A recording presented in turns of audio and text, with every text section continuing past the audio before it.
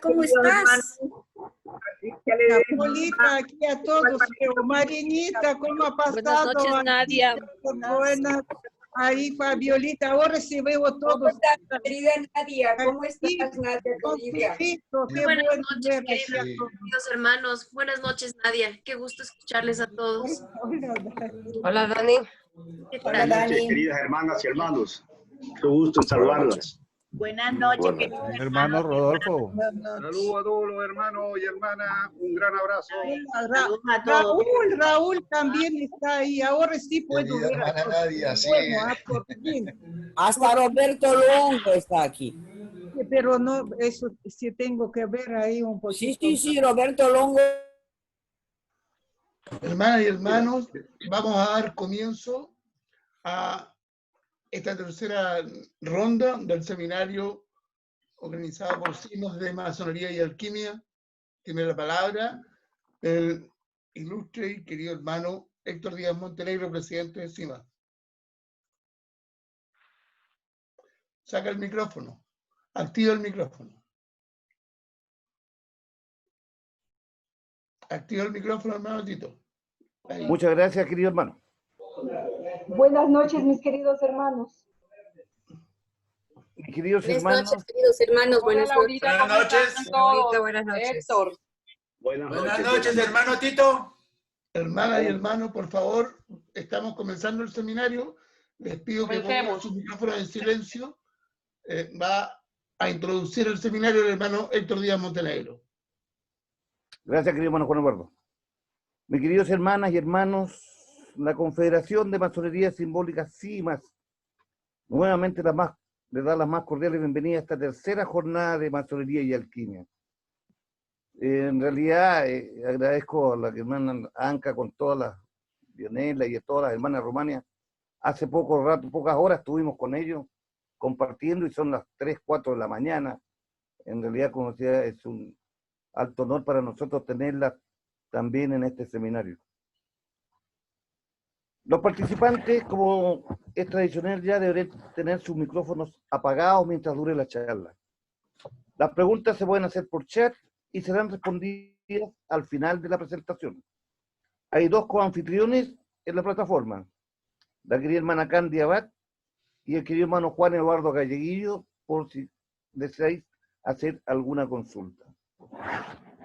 Lo otro que quería informarle, queridos hermanos, que el hermano expositor Josué Mazábal dictará un ciclo de charlas sobre técnica de la alquimia mental interna durante los meses de septiembre y octubre.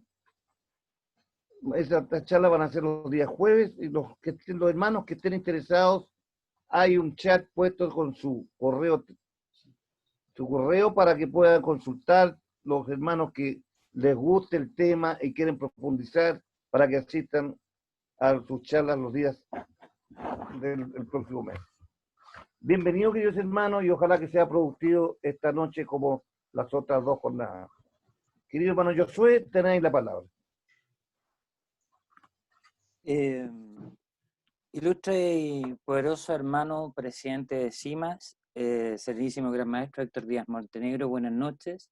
Por vuestro intermedio saludo a los serenísimos grandes maestros y maestras, a las demás autoridades representantes de las distintas órdenes y obediencias que nos acompañan, y también por vuestro intermedio a todos mis venerables hermanos y hermanas, dando como siempre las gracias por vuestra asistencia y por el interés que han mostrado a lo largo de esta semana en este humilde esfuerzo de realizar el presente seminario.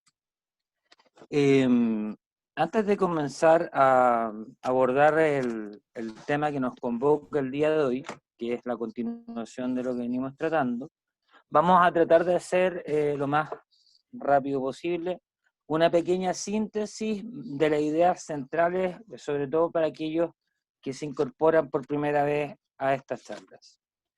El presente seminario, como se ha dicho desde el principio, tenía como una intención o objetivo primero tratar de revisar las nociones que como hermanos de tercer grado hemos logrado desarrollar respecto al tema de la iniciación masónica, y al respecto hemos planteado que según la literatura iniciática, normalmente esta se entiende como un segundo nacimiento, como un camino que se divide en etapas que van aumentando en grado de dificultad, que apelan de alguna manera a una transformación interna, y todo eso decíamos que es un concepto dinámico de la iniciación, pero hay autores, por ejemplo, como Dion Fortune, que a propósito de el camino iniciático, no solo masónico, sino que distintas órdenes iniciáticas en general,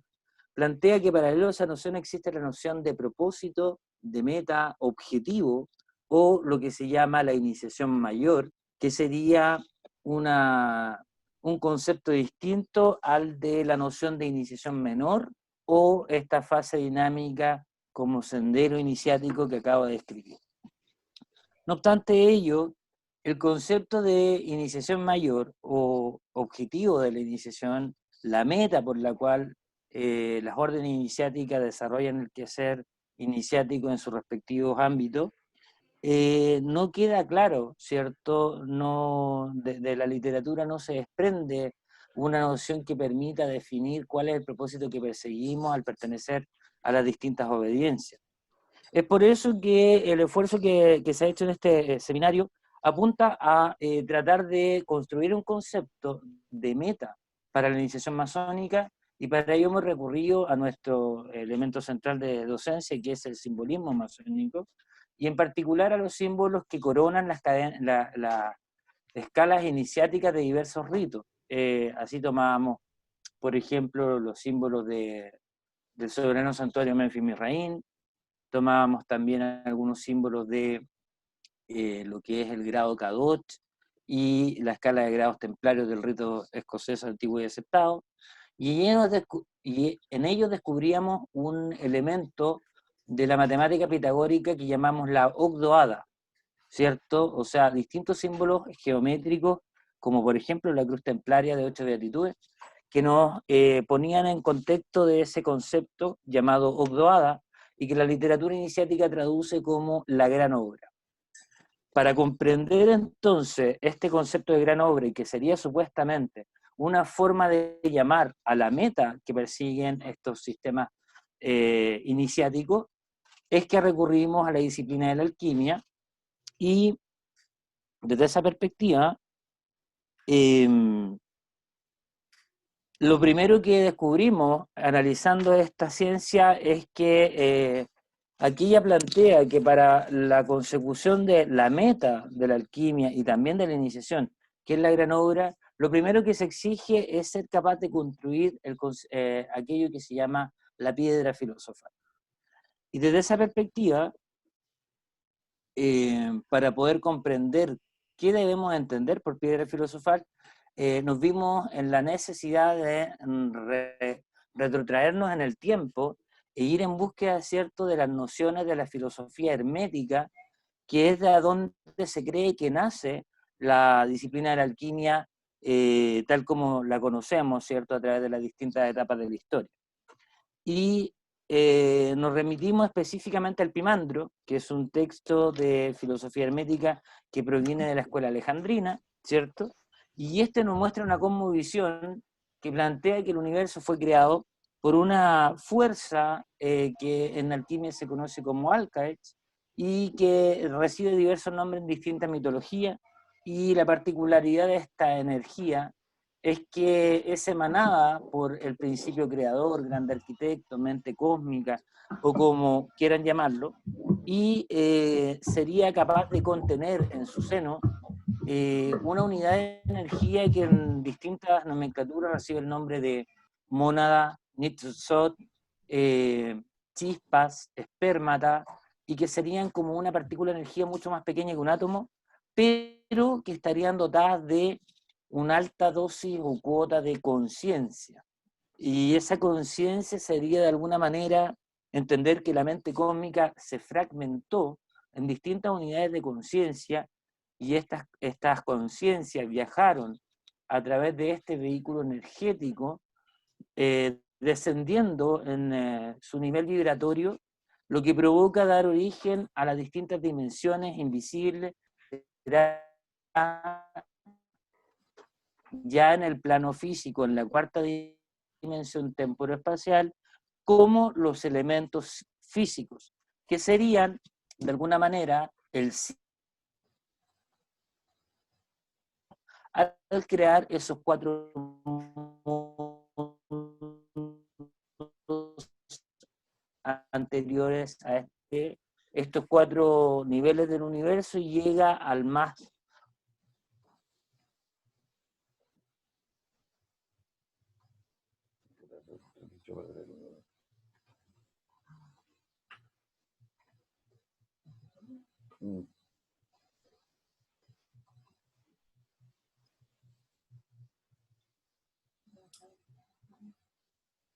querido hermano. Juan Eduardo, por favor, confírmame si me escuchas.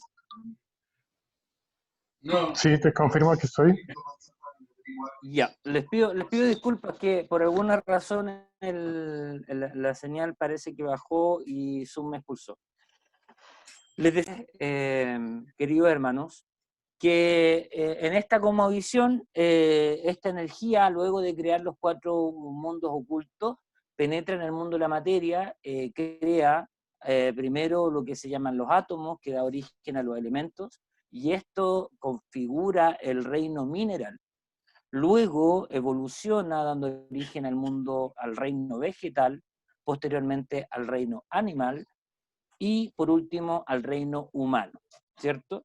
Recordábamos también que según un texto alquímico que estamos analizando, cuando esta energía llega a ese punto de la construcción del universo, se llama en alquimia que ha completado, se dice en alquimia que ha completado el primer ciclo de fabricación de la piedra filosofal.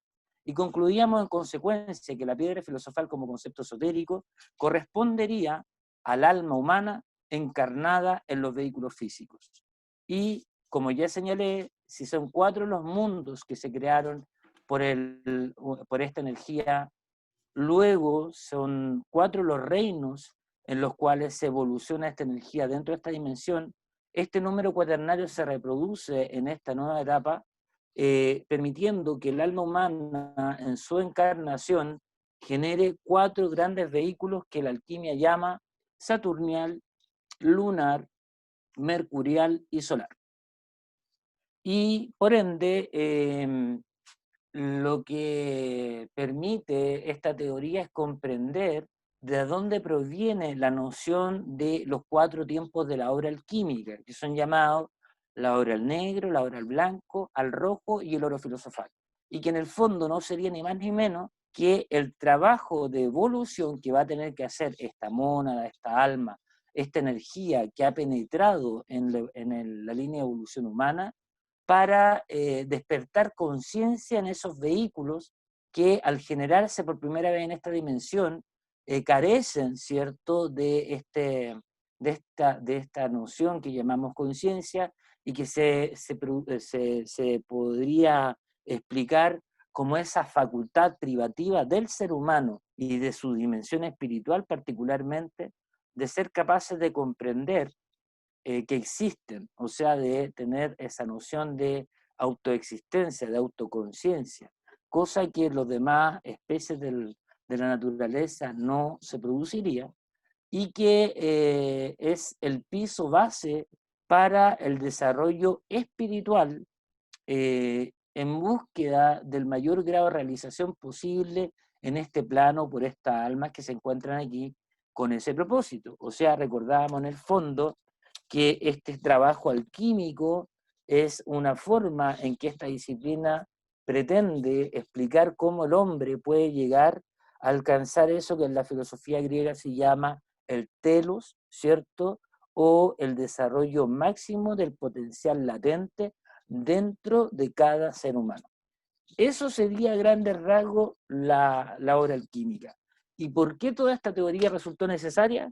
Porque curiosamente comprendemos a través de ella que la iniciación masónica pareciera estar dividida en 3 grados simbólicos que corresponderían a las primeras 3 obras alquímicas, más un cuarto grado que curiosamente muchos ritos no se le reconoce como grado porque correspondería a una clase secreta que corresponde a los maestros instalados, y así estos 4 niveles de desarrollo iniciático tendrían cada uno un propósito específico de trabajo interno que invitan a realizar a sus miembros y que dicen relación con el dominio, ¿cierto?, el desarrollo y la expansión de conciencia en su relación con cada uno de los 4 cuerpos de los que está compuesto a grandes rasgos el alma humana.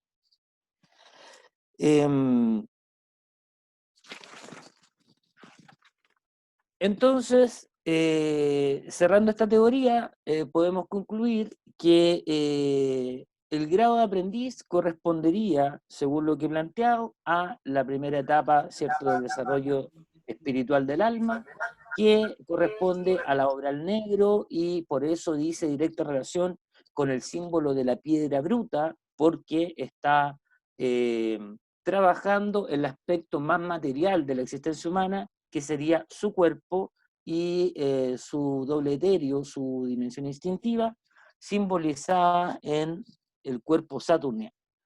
Por su parte, el blanco sería la segunda etapa de la obra y correspondería al grado compañero, a las habilidades de sensibilidad y emotividad presentes en el ser humano que se habrían originado por la evolución de la mónada en el reino vegetal.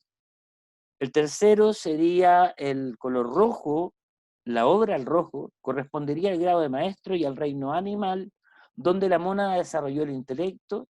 Y por último, el cuarto nivel de trabajo interno, que la iniciación nos invita a realizar, sería esa dimensión llamada simbólicamente logro filosofal, y que no es ni más ni menos que el desarrollo de la mónada o nuestra conciencia espiritual, y que estaría representada por el trabajo a desarrollar por aquellos que han recibido la categoría de maestros instalados y que son los que en el rito de emulación conforman el Past Master Meeting. Habiendo recapitulado entonces, vamos a proceder a lo que nos convoca el día de hoy.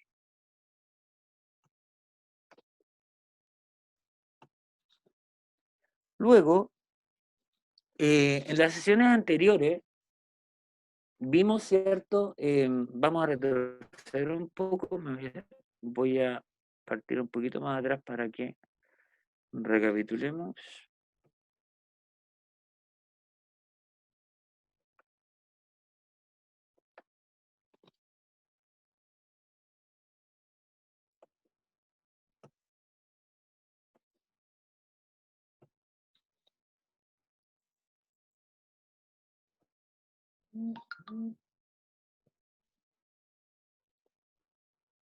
Muy bien. Ahora sí. Decíamos entonces que todas estas nociones que hemos analizado, como ya planteé, tendrían su origen en la filosofía hermética. Y la filosofía hermética, por su parte, sería la elaboración doctrinaria que se fue configurando como herencia de las enseñanzas que habrían tenido las escuelas de misterio en Egipto, en relación también con las escuelas de misterio de otras civilizaciones como la babilónica, la hebraica, ¿cierto? Recordemos que ahí hay un puente de conexión porque Abraham sería de origen babilónico y porque los hebreos habrían estado, ¿cierto?, bajo el cautiverio en Egipto. Por tanto, los misterios iniciáticos de Egipto, de Babilonia, ¿cierto?, y los hebraicos tendrían un grado de relación de coetaneidad, ¿cierto? Se relacionan paralelo en la misma época y se cree incluso que parte de esas enseñanzas también habrían llegado a la antigua China y a otras colonias indígenas, por ejemplo, que habrían dado origen a todo lo que es el esoterismo de la escuela de misterio de Grecia, de la India y así en general a las grandes religiones de la antigüedad. Así encontramos entonces que estas enseñanzas se corresponden con la cosmovisión que tenía la religión egipcia, y en el tercer grado del rito de Menfi Misraim, encontramos una pieza fundamental de la iniciación en ese grado, que es una lámina que vimos la semana pasada, se llama, ¿cierto?, el juicio del alma. Y el juicio del alma es una alegoría mitológica que está contenida en lo que se conoce como el libro egipcio de los muertos o el libro de la salida del alma al despertar del día, ¿cierto? O papiro de Ani. En ese libro se relata una cosmovisión que describe lo que supuestamente ocurriría con el alma una vez que desencarna. Y parece ser muy adecuado que ese tema sea justamente recogido en el tercer grado, cuando ya sabemos que este tiene por finalidad, por objeto, contestar la pregunta de hacia dónde vamos. Porque el primer grado contestaba la pregunta de a dónde venimos, que es el tema de el origen de la creación y de la vida humana. En el segundo grado, ¿qué somos o quiénes somos? Lo que nos abocaba a estudiar la naturaleza oculta del alma humana y de la naturaleza en la que nos desarrollamos. Y el tercer grado, ¿cierto?, contestaría entonces la pregunta de hacia dónde vamos, o esa noción del telos, cuál es el objetivo, el propósito que tendría la creación y la existencia de cada uno de nosotros. Entonces, es por eso que este símbolo de el juicio del alma resulta muy apropiado, porque lo que plantea esta alegoría es que, según la religión egipcia, el alma cuando desencarna sufre una serie de procesos que están relacionados con el trabajo que debe realizar con estos 4 vehículos en los que está compuesta su naturaleza oculta, y según cómo haya vivido su vida, va a depender de qué tan rápido pueda realizar el trabajo que se debería hacer con esos 4 cuerpos. Si ese trabajo se hizo en un nivel efectivo y eso significó para esta unidad de conciencia o esta alma una evolución efectiva, eso deberá ser comprobado en este salón de la justicia, ¿cierto?, donde su corazón, que representa, ¿cierto?, su conciencia, va a ser pesada en una balanza contra la pluma de Maat, que es el símbolo de las leyes del espíritu, ¿cierto? Y si esta conciencia de alguna manera ha incorporado las leyes del espíritu como un objeto aprendido, asimilado en el proceso de encarnación, supera entonces la prueba y se le da la autorización para ir a vivir, me parece que a la mente, creo que sería el término, que es la morada donde habitan los dioses. Entonces, está inserto este símbolo dentro del tercer grado, porque lo que nos está tratando de decir es que en el tercer grado ya tenemos que empezar a revisar cómo ha sido el trabajo iniciático que hemos realizado en el grado de aprendiz y de compañero, porque en el grado de maestro ya se nos empieza a exigir un avance de esta transformación interna que en ese caso en particular debería ya estar enfocado en corregir aspectos más profundos de nuestra forma de pensar, de nuestras ideologías y de la capacidad que tenemos de comprender la realidad ya no solo como un profano, sino que también con una vista más profunda, que es la que se nos ha enseñado a desarrollar a través de las distintas etapas de progreso de la iniciación masónica. Luego, y para poder hacer ese análisis de conciencia que demanda este símbolo del juicio del alma, recordamos también estas nociones que explican cómo sería comprendida la anatomía oculta del alma y qué tipo de trabajo tenemos que hacer según el mismo, como lo describe el mismo papiro de Ani y otros elementos de la religión egipcia. Y lo primero que nos indica esta visión de la anatomía oculta es que el alma estaría dividida, como ya señalé, en varios cuerpos, al que hemos llamado, ¿cierto?, el primero de ellos el cuerpo saturnial, y que según los egipcios estaría compuesto por 2 dimensiones. El Kat, que es propiamente el cuerpo físico, y paralelo a ello, el Ka, que es la individualidad o la personalidad abstracta, ¿cierto? Es capaz de salirse del cuerpo, desplazarse en los planos invisibles de la creación y reincorporarse en el cuerpo. Se cree que ese es el fenómeno que ocurre cuando pasamos, ¿cierto?, a estado de sueño, y los componentes invisibles de nuestra naturaleza interna se desprenden del alma, o sea, del cuerpo, y pasan a vivir una vida paralela en esos periodos de sueño que sería una vida de aprendizaje, de servicio, que se desarrolla en los planos ocultos del universo, ¿cierto? Se cree que cuando muere la persona, tanto el cuerpo físico como el doble etéreo, esta parte instintiva electromagnética que conforma el doble, deben ser disueltos. Por tanto, aquí la obra El Negro implica un adiestramiento de refinar la relación que tenemos con nuestro cuerpo y con nuestros deseos respecto al mundo físico, ir debilitando el vínculo que nos atrapa a la materia a través de los deseos incontrolados. Por eso, en el primer grado se pone énfasis en la formación valórica de las personas, porque el sentido oculto de la iniciación al primer grado ha sido llamado en esoterismo la muerte mística, ¿cierto? La nigredo o obra al negro implica la mortificación del aspecto más pasional de nuestra personalidad. Luego, el segundo vehículo que describe esta doctrina corresponde al color blanco. El anterior corresponde al color negro, ¿cierto? Decíamos el cuerpo saturnial, y se refería al aprendiz, está simbolizado por el color negro que hay al reverso del mandil del grado de maestro, está en relación con la materia física, con el elemento simbólico de la tierra, ¿ya? Y con el elemento, con el reino mineral, ¿cierto?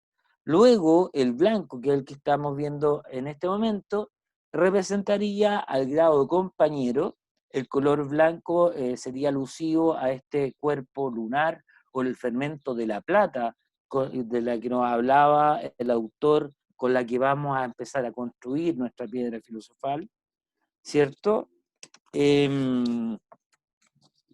Y como decía la teoría que analizamos en el doctor Yerenkos, aquí en este vehículo aparece el primer fermento con el que el alma en su proceso de evolución en esta encarnación va a empezar a construir la piedra filosofal o el oro filosofal, si ustedes quieren.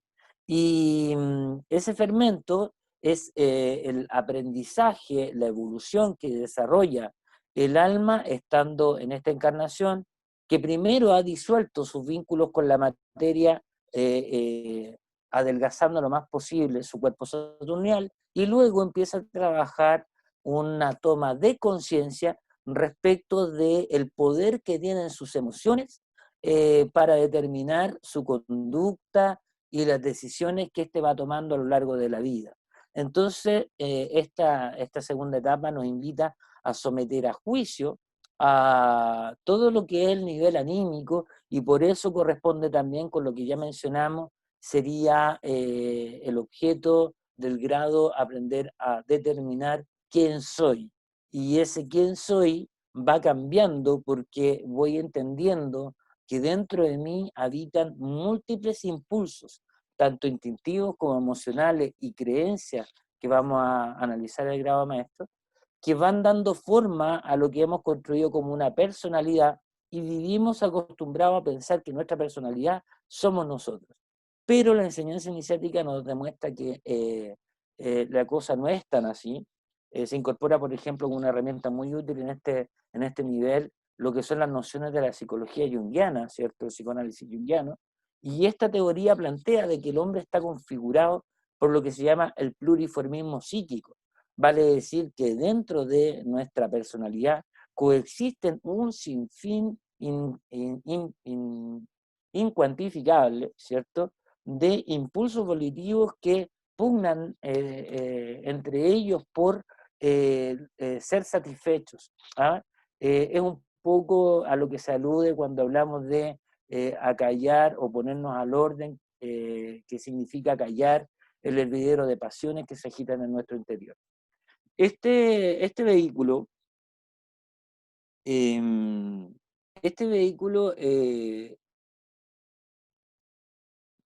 lunar, como digo, debe ser refinado, y una vez que ese trabajo se logra, Pasamos entonces a la tercera etapa, que sería la correspondiente al grado de maestro, y que está simbolizada en el color púrpura, en el rito de Menfi Mirraín, o en el color rojo que se agrega al mandil del maestro, y que hace alusión a ambos conceptos a este tercer cuerpo llamado mercurial, que también llamábamos el Kamamanas, o mente de deseo, y que no es otra cosa, ¿cierto?, que ese protointelecto que se desarrolló en el reino animal, ¿cierto?, y que por su parte correspondería al elemento aire de estos 4 elementos filosóficos o mundo oculto en que se compone el universo. Entonces, en esta dimensión adquiere relevancia el símbolo llamado Av, que es algo así como una vasija, un cánope, ¿cierto? Y que estaría relacionado con el órgano corazón, pero solo a nivel simbólico, porque sería el depositario, ¿cierto?, de lo que sería nuestra actividad intelectual más básica, ¿ya? Y desde esa perspectiva, esta dimensión que debemos aprender a trabajar es justamente la fuente de donde emanan los pensamientos, ya sea positivos, luminosos, o aquellos pensamientos que justifican una conducta oscurecida en nuestra personalidad. Y llamamos oscurecida a toda aquella que carece de conciencia. Por ejemplo, cuando actuamos de forma irreflexiva, sin medir las consecuencias de nuestro acto, o cuando actuamos creyendo que la realidad resulta ser simplemente la información que percibimos a través de los 5 sentidos. Entonces, en este nivel, el llamado es a incorporar estas experiencias que se van desarrollando a través del crecimiento interno y del trabajo con estos vehículos, lo que va a permitir que nuestra mente adquiera una forma de funcionamiento mucho más elástica y nos vuelva cada vez más sabios, si se quiere. Y eso estaría representado entonces en la obra al rojo o el trabajo que corresponde al maestro masón. En resumen, decíamos que lo inferior en el hombre, según esta visión espiritual de la religión egipcia, estaría compuesto por un cuaternario inferior, tal como lo señala la masonería con la forma rectangular de nuestro mandil, y que está compuesto por el cuaternario inferior de nuestra personalidad, que a su vez se divide en el cat o cuerpo físico más el K o el doble, ¿cierto? Sumado al elemento emocional o alma, que sería con lo que se comienza a construir el Sahu, o lo que va a ser posteriormente el cuerpo espiritual, y el Av o Manas hindú. Todo ello, ¿cierto?, después de la muerte, una vez que han sido sublimados, que han sido depurados de todo este estado de ignorancia, inconsciencia, egoísmo, en el que naturalmente encarna un alma por primera vez en este plano, cuando logran desarrollarse, logran también fundirse con el aspecto superior del ser, y dice esta diapositiva, para vivir eternamente en el cielo, ¿cierto? Entendiendo que esto es una alegoría, que a lo que apunta en el fondo es a la ascensión de esta entidad, de esta conciencia, que va a través del desarrollo en estos vehículos, ir también al mismo tiempo tomando contacto con las realidades ocultas del universo y comprendiendo que tiene una existencia multidimensional.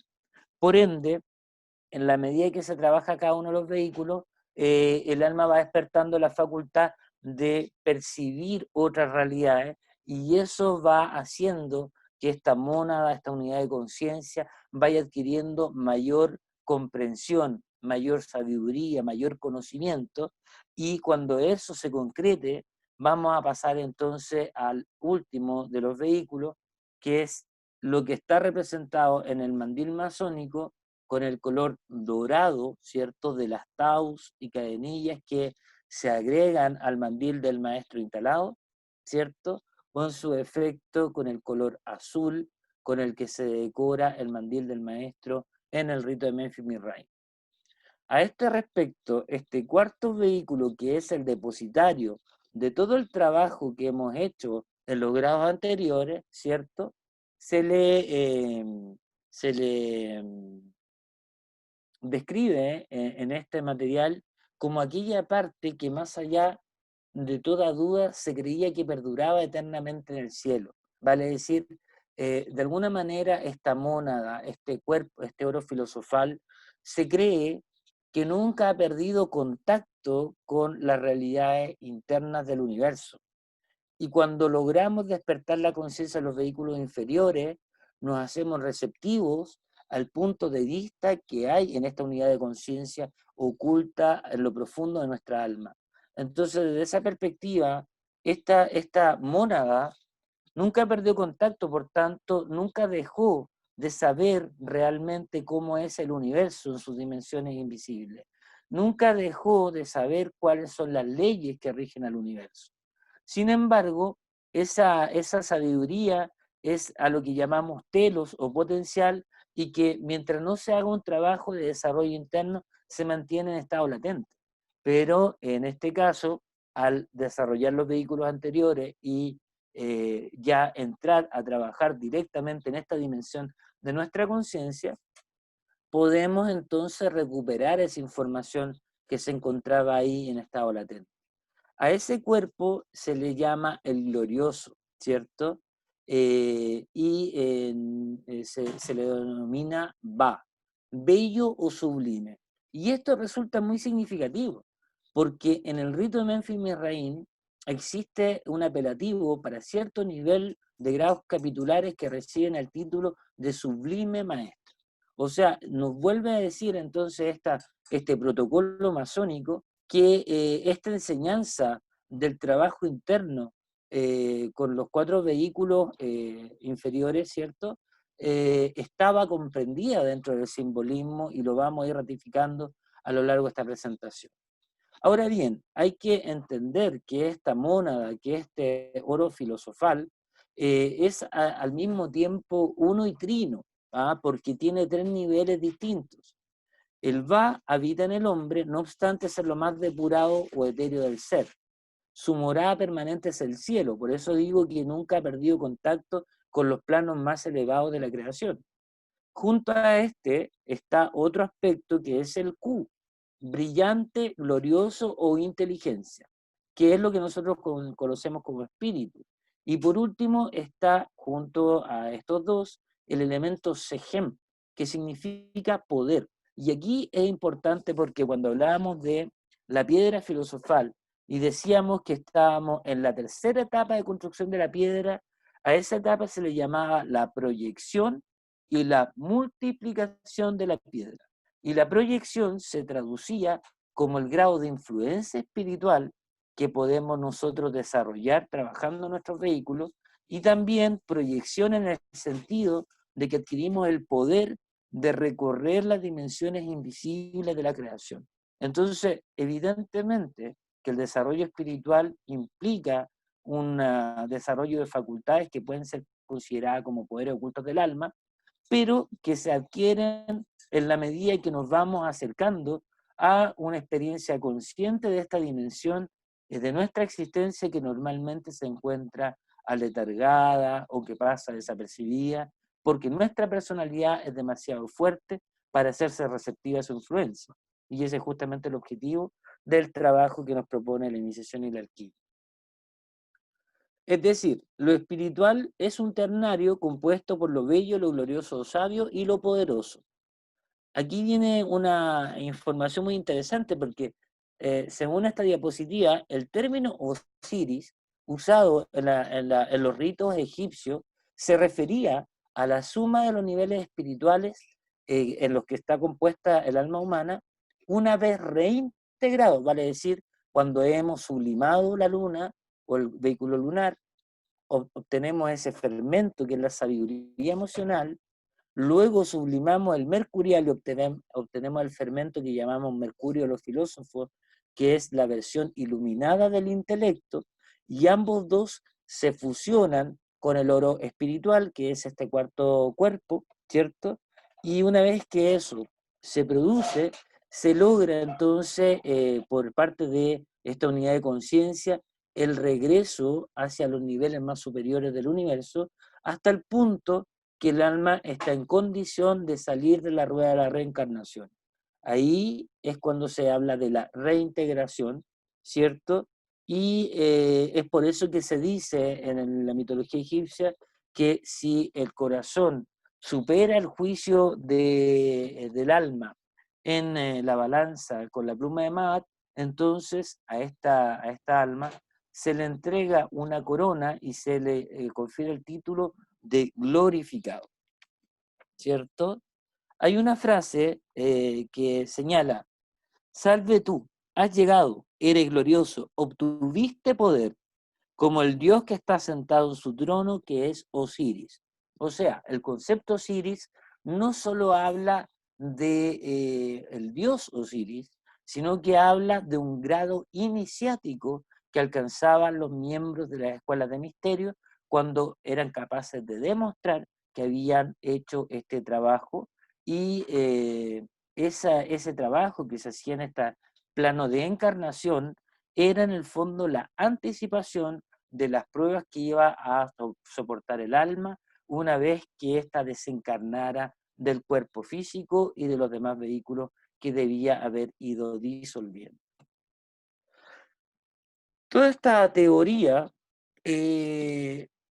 para algunos podrá parecer antojadiza, que en realidad es una interpretación arbitraria del simbolismo, pero la verdad es que en nuestro auxilio encontramos un sinfín de evidencias que le dan sustento a esta doctrina como lo que sería en el fondo el fundamento oculto de los sistemas iniciáticos de la mayoría de las escuelas que han aparecido a lo largo de la historia. Por ejemplo, si pensamos que este cuarto vehículo, el oro filosofal, que es la sede de la cual se deposita esa parte del alma que podría ser inmortal y que trasciende a la vida en este plano, está representada en el color azul, ¿cierto? Y sin embargo, para la Cábala, una doctrina iniciática tan antigua como la enseñanza hermética, hay una noción que se llama Merkaba, y el Merkaba se traduce como vehículo de luz. Y sería al mismo tiempo esta dimensión del alma de la que estamos hablando, este espíritu que se oculta detrás de la personalidad, que debe ser desarrollado. Y en la medida que se desarrolla, este carro permitiría a los místicos que se entrenan en ello, ¿cierto?, el ascenso a los planos más elevados de la creación, que en Cábala se conoce como el nivel de Ein Sof Aur, o el estado previo a la creación de los cuatro mundos invisibles del cosmos, que también debe ser entendido como el plano de la eternidad, o sea, ese plano donde el alma es capaz de tomar contacto con la mente divina y comprender plenamente las leyes que rigen la creación y el propósito por el cual se ha dado origen a esta dimensión y a la vida humana en ella. Esa habilidad, ¿cierto?, de ir visitando los planos, también permite, para quien se entrena en ello, poder viajar a esas dimensiones y retornar al mundo físico aún sin haber desencarnado definitivamente. Ese es el objetivo de este entrenamiento espiritual. Y esa práctica se le llama Merkaba, ¿cierto?, a la práctica meditativa y mística de desarrollar estos niveles profundos del alma que le permiten al espíritu desenvolverse en las distintas dimensiones y recuperar la conciencia de su origen espiritual y comprender la realidad de una perspectiva integral y no fragmentaria como la que tiene nuestra personalidad. Todo eso se resume en la práctica del Merkaba, o como se llama en Kabbalah, el Masé Merkaba, o el misterio del carro de luz. Esta noción aparece también recogida en la literatura masónica, y tal como dice esta presentación, según sabemos, la misión de la masonería es la de construir un templo universal. Sin embargo, se ha dicho, en el reino de mi Padre existen muchas moradas. ¿Por qué se plantea esta frase? Porque aquí habría que hacerse una pregunta. ¿Qué es lo que dicen los rituales con respecto a la masonería? La masonería o los masones, las logias, ¿construyen un templo a la gloria del gran arquitecto o construyen templos a la gloria del gran arquitecto? La verdad es que, dependiendo del uso que usen los rituales, podría ser aplicable las dos nociones. Construyen templos y construyen un templo. Si entendemos la noción templos, significaría que cada uno de nosotros debe transformarse de piedra bruta a piedra cúbica, piedra piramidal, y luego formarse cada uno como un templo donde uno es la materia prima, el sacrificador y el sacrificio, ¿cierto? Eso está muy graficado, por ejemplo, en la literatura de Villermoz, que es el fundador del rito escocés rectificado. Entonces, esa es una forma de entenderlo. Y la otra es que toda la masonería universal está abocada a la construcción de un templo a la gloria del gran arquitecto. Y en ese sentido, cada uno de nosotros construyendo este templo interno, este templo personal, se convierte en esa piedra regular que está en condiciones de ser puesta en el lugar que le corresponde dentro de los planes de la gran obra a la gloria del gran arquitecto. Entonces, ambas nociones son complementarias y ambas dos se ratifican, ¿cierto?, en este trabajo interno que hemos descrito en esta exposición. Y estas nociones son recogidas por el autor masónico Walter Leslie Winchurch, que es un autor que corresponde al rito Emulation Working, que es de influencia marcadamente protestante, y según él, la superestructura que debe construir el maestro masón, al cual llamamos, ¿cierto?, el templo, ¿cierto?, a la gloria del gran arquitecto, no se agota con el simple perfeccionamiento moral. O sea, esta noción de la construcción del templo a la gloria del gran arquitecto no es solo un trabajo moral que debamos realizar a lo largo de nuestra permanencia en la orden.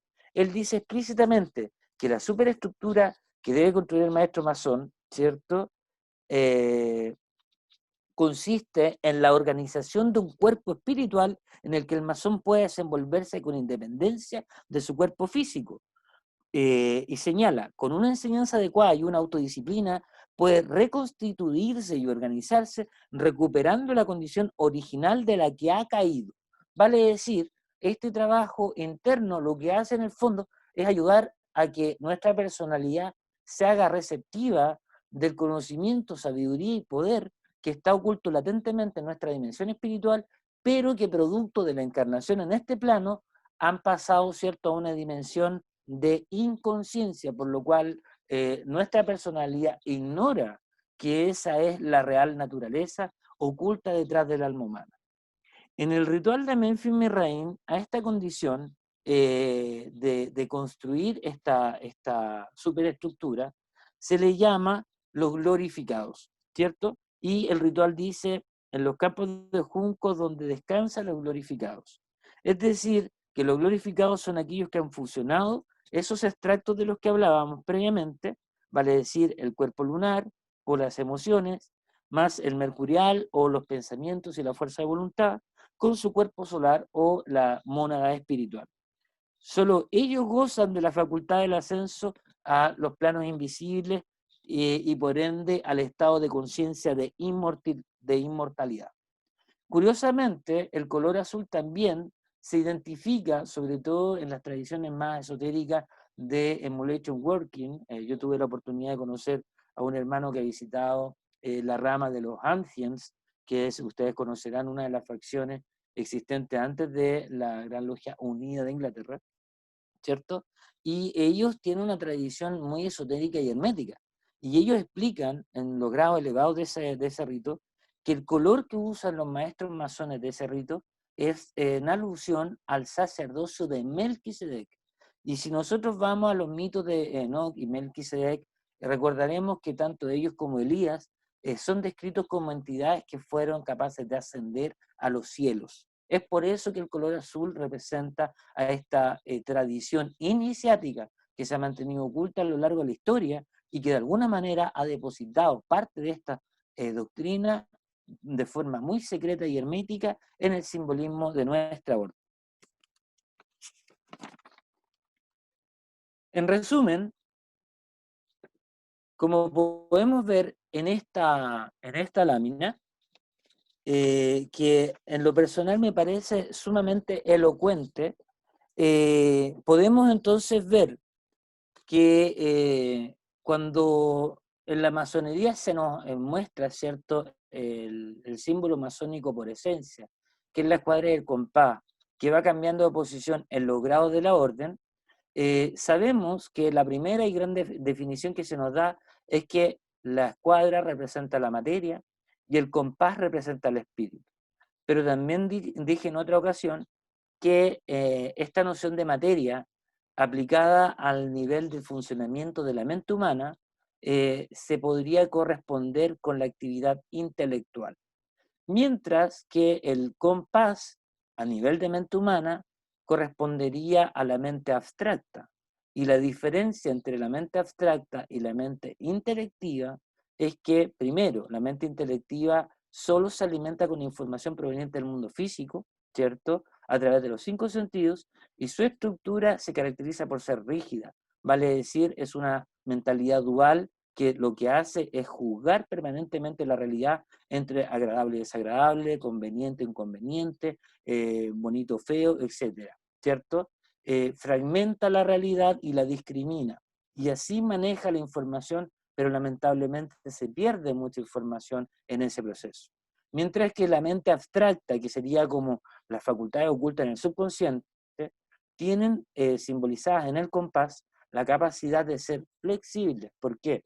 Porque cuando aprendemos a pensar en abstracto, y eso se fomenta mucho a través de prácticas místicas, lo que hace nuestra mente en el fondo es flexibilizar y por ende nuestra capacidad intelectiva va aumentando su capacidad de comprender la realidad, incorporando la influencia de ideas abstractas que modifican los procesos cognitivos del ser humano. Esa transformación intelectual se traduce, ¿cierto?, en el trabajo específico que debe hacer el maestro masón, porque trabajando en ese nivel de la mente vamos a poder guiar de mejor manera los procesos emotivos que operan en nuestro interior, los procesos instintivos o impulsivos, y todos ellos son los que construyen de alguna u otra forma la personalidad y la conducta con la que nos desempeñamos día a día en nuestra vida cotidiana. Estas nociones, ¿cierto?, entonces nos muestran que este plano de la materia representado por la escuadra podría ser alusivo al descenso de la mónada a través de los 4 mundos ocultos y su encarnación en la materia, pasando por los 4 reinos que ya hemos mencionado. Y a este concepto esotéricamente se le llama involución, encarnación o descenso en la materia, ¿cierto? Luego vemos que este proceso de la mónada recorriendo los 4 reinos de la materia, ¿cierto?, puede ser identificado con las 4 pruebas iniciáticas de la tierra, del agua, del aire y del fuego. O sea, estas 4 pruebas podrían ser significativas del proceso que recorrió nuestra alma, nuestra mónada, cuando penetró en la materia y habitó y evolucionó, o involucionó más bien dicho, construyendo cada uno de esos reinos. Y también, y paralelo a ello, estas mismas 4 pruebas serían significativas ahora del proceso de desencarnación o evolución espiritual, que es lo mismo que decir el ascenso hacia los planos invisibles. Entonces, la obra al negro o la prueba de la tierra representada en la iniciación, la prueba del agua, del aire y del fuego, también representarían ahora el trabajo que podemos hacer ya estando nuestra alma encarnada en este cuerpo, porque está llamada a sublimar cada uno de esos vehículos, y en la medida que sublima el elemento tierra, vale decir, nuestro doble astral, va automáticamente a tener la posibilidad de pasar al nivel astral a través de un proceso similar a un estado de conciencia alterada o incluso, si ustedes quieren, el desdoblamiento. Cuando trabaja el nivel agua, trabaja el nivel agua del universo y nuestro nivel emotivo es capaz de percibir la realidad correspondiente del plano astral. El elemento aire corresponde a otro nivel del universo que sería el elemento, ese nivel donde entendemos que lo que rige es el concepto de energía, ¿cierto? En el plano del agua, lo que caracteriza al mundo oculto del agua es el concepto de forma, las formas astrales. A este concepto de aire, o el mundo oculto del aire, es aquel donde encontramos los distintos tipos de energía que van a ir diferenciándose en formas astrales en el plano inferior. Luego, cuando trabajamos en el nivel cierto al rojo, la hora al rojo, que corresponde al elemento aire, estamos en este plano. Y por último, cuando hacemos cierto la prueba iniciática del fuego, o es decir, estamos en el grado que corresponde al de maestro instalado, trabajando el desarrollo de nuestro grado filosófico, eso implica que el alma ha desarrollado facultades para ir experimentando procesos místicos que no solo le permiten conocer el astral inferior y superior, sino que además incluso llegar a estados místicos de iluminación, que sería lo que se conoce como el plano de la inmortalidad, donde se nos revelan todas estas leyes ocultas que hay detrás del universo que nuestra personalidad en este estado de evolución ignora, pero que el trabajo iniciático nos podría poner a disposición si intentáramos hacer esta obra interna a la que se nos invita. Y toda esta idea en la Cábala se llama Masé Merkabah, que es la teoría que explica cómo fue creado el universo y el hombre, y, perdón, ese es el Masé Bereshit, el misterio de la creación, y esto sería el Masé Merkabah, ¿cierto? O sea, el desarrollo de nuestros estados de conciencia para poder ascender en los distintos planos hasta el más elevado. ¿Y por qué nos cuadra con el símbolo del compás de la escuadra? Porque cuando el alma está en este plano, lo que rige es la ley de la rigidez, ¿cierto? Intelectual, y la rigidez de las leyes de la naturaleza. Mientras cuando nosotros empezamos a trabajar el desarrollo espiritual a través de estas 4 pruebas que estamos hablando, lo que se va produciendo es una flexibilidad a nivel interno de mi mente, que es característica del compás, que tiene la capacidad de juntar ambas puntas, vale decir, conciliar la dualidad y experimentar internamente un estado de unidad, donde en el fondo, según como se dice en los rituales masónicos, se pasa de la perpendicular, vale decir, del estado de separación de nuestra conciencia del resto de la creación, al nivel.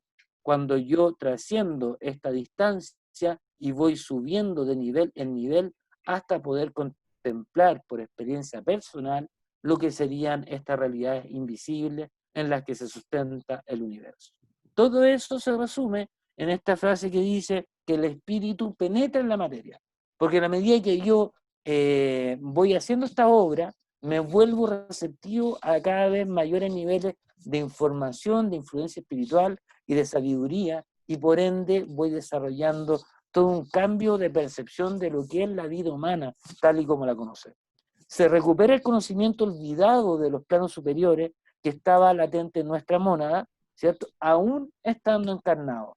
A ese estado místico es al que se le llama, ¿cierto?, el sacerdocio de Melquisedec, la gran obra, la iluminación, o como ustedes quieran llamar.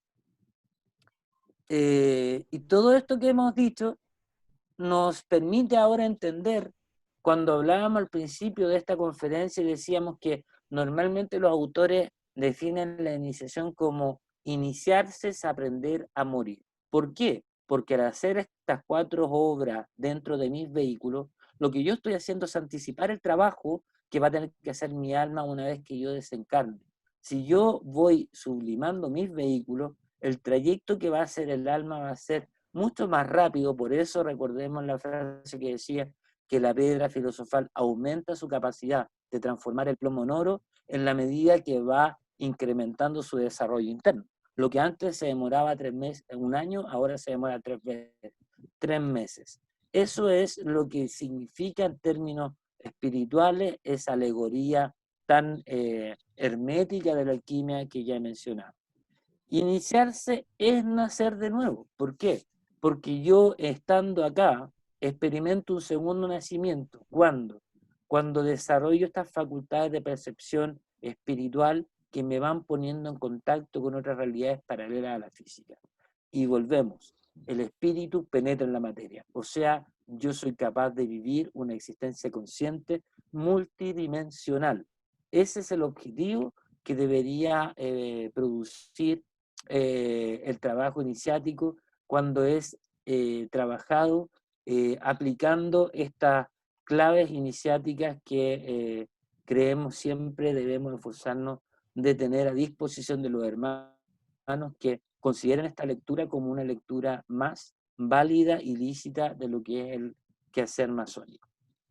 Concluyo con esto, Serenísimo Gran Maestro y Presidente de CIMAC, y continuaríamos entonces con aplicar estas nociones al ritual masónico de tercer grado en la próxima conferencia. Hermano Josué, vamos a comenzar con la ronda de preguntas y te pido por favor que dejes de compartir la pantalla. Ningún problema. Muchas gracias. La querida hermana Sofía Vintimilla pregunta, dice: buenas noches, queridos hermanos, agradezco por el salario. Tengo una consulta. En el ritual en el que trabajamos las tenidas ordinarias, ¿se puede crear un mercado grupal al abrir los trabajos? ¿O es una forma de vehículo individual, cuando al final nuestro cuerpo físico es el que nos da la condición de individuo? Perfecto. Qué interesante la pregunta que nos hace la hermana. Yo en lo personal no comparto la noción de merkabah grupal. Lo que sí es claro, y lo dice, le puedo decir con nombre y apellido quién lo dice. Hay un autor cabalista que se llama Sef Ben Shimon Albey, que tiene un texto que es la Kabbalah, ¿cierto? Y en la página 42, para ser exactos, si me dan un segundo se los confirmo, aproximadamente en la página 20 de este texto, 21, habla del adiestramiento. Y acá habla, ¿cierto?, de este trabajo de transformación espiritual que podemos hacer nosotros con nuestros vehículos, pero cómo ese trabajo se ve potenciado al hacerlo en grupo. Y él explica que desde la perspectiva de los cabalistas, por eso se pone tanto énfasis en el concepto de la nación judía, el pueblo elegido, etc. Se refiere, y este mismo autor lo reconoce, no como una acepción aplicable exclusivamente a los nacidos, se abocan a este trabajo de desarrollo espiritual. Para la Cábala, esto implica desarrollar una transformación interna que le permita ascender en el árbol de la vida, despertando ciertos estados de conciencia representados por la Sefirot, que es otra nomenclatura que también se pueden hacer perfectas correlaciones con estos elementos de la alquimia de los que hemos hablado, sobre todo cuando hablamos del ascenso por los planetas, porque los planetas en el fondo representan ciertas energías, y esas energías corresponden a ciertos planos, que son estos 4 mundos de los que yo le hablaba. Entonces la Kabbalah tiene un símbolo que se llama Sulam, y Sulam es la escalera de Jacob por la cual ascendían y descendían ángeles del cielo a la tierra y viceversa, símbolo que está presente en el rito masónico de Emulation Working. Entonces, en la iniciación de Emulation Working te ponen en primer grado ese símbolo para ir haciendo que uno en el tiempo vaya comprendiendo que ese es el propósito oculto de la iniciación. Y el grupo es fundamental, porque el grupo se configura como un circuito espiritual oculto que es capaz de recepcionar este Al-Qaesh, esta energía que penetra en el individuo y lo que hace es acelerar los procesos de transformación de estos vehículos en los que está construida su personalidad y su alma. Y yo no sé si podemos hablar de un Merkabah grupal, porque eso implicaría que todos ascendamos al mismo tiempo. Pero la verdad es que cada alma tiene su propio proceso evolutivo. Pero sí se puede hablar de un alma grupal que sería como un egregoro, ¿cierto? Y en el fondo es la suma de las auras de todos los integrantes de la logia, y que en una logia donde está especializada en el trabajo espiritual, cada cargo de su oficialidad tiene que desarrollar un poder, una actitud mística específica del cargo.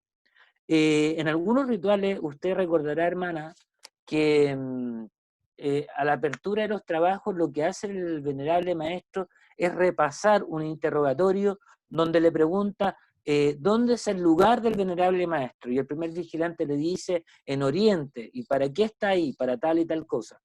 Esa ritualidad tiene que ver con una función de carácter místico. ¿Por qué? Porque le estamos poniendo un tema en la mente de cada oficial. ¿Para qué está el vigilante ahí? ¿Para qué está el segundo vigilante ahí? Y cuando el vigilante se ve obligado a contestar, recuerda que tiene que cambiar el nivel vibratorio para poder ejecutar el rol que el ritual dice que le corresponde desempeñar. Entonces es una inducción a una especie de estado pseudo-hipnótico o autohipnosis que va ayudando a transformar los estados de conciencia para hacernos más fluidos y receptivos a esta influencia espiritual, que es lo mismo que hace el venerable maestro cuando nos pregunta, silencio en logia, hermanos míos. O sea, apaguemos la mente.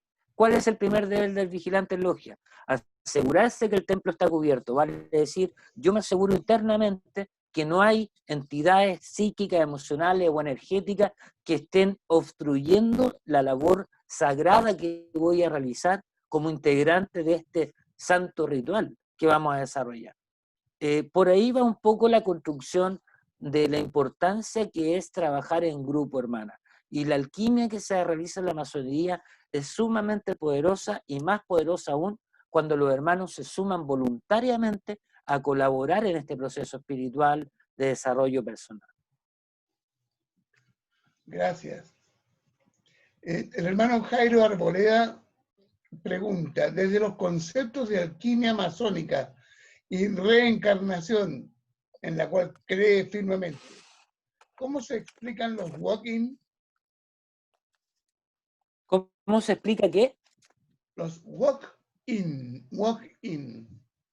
Desconozco el concepto, no sé qué significa. Pasamos a la Primera que vez sigue. que lo escucho. No podría Alexis. contestar esa pregunta porque... A ver, repíteme la pregunta entera a ver si logro deducir. Desde los conceptos de alquimia masónica y reencarnación, ¿cómo se explican los walk-in? Walk-in, caminar adentro. No conozco esa noción. Discúlpeme, hermano, pero la verdad es que escapa mi vocabulario. Bien. Alexis Saldumbride pregunta, ¿cómo deberíamos trabajar los masones? El refinamiento del CAT o del cuerpo físico. ¿Y por qué se suele dejar en nuestra orden de lado este trabajo de evolución física, a diferencia de otras escuelas iniciáticas que privilegian el trabajo corporal, los yogis, los vedas, para llegar a la sublimación del ser, para llegar a la unidad, al satori o nirvana? Bueno, a ver, yo creo que hoy día hay que hacernos cargo de la realidad que atraviesa nuestra institución en la actualidad. Lo que hemos dedicado, ¿cierto?, alguna hora a estudiar un poco los ritos comparados, por ejemplo, y estudiar la historia de la masonería, vamos viendo cómo, y yo creo haberlo mencionado cuando aperturamos este seminario, tal vez los hermanos lo recordarán, dijimos que la masonería era polisémica, por ende puede ser entendida según la subjetividad de cada uno. Y eso es bueno porque nos hace tolerantes y universalistas. Pero también tiene un aspecto negativo, que es la posibilidad de ser permeable a la influencia que la época histórica puede ejercer al interior de la institución. Y desde esa perspectiva no podemos desconocer que la orden ha sido duramente golpeada por distintos procesos. Por ejemplo, hablemos de, si no me equivoco, creo que fue Constant Chevillon, o Chagusón, no recuerdo cuál de los dos, murió siendo una alta autoridad del rito de Memphis Misraín en los campos de concentración nazi, ¿cierto? O al menos perseguido por obra de los nazis en Francia, me parece.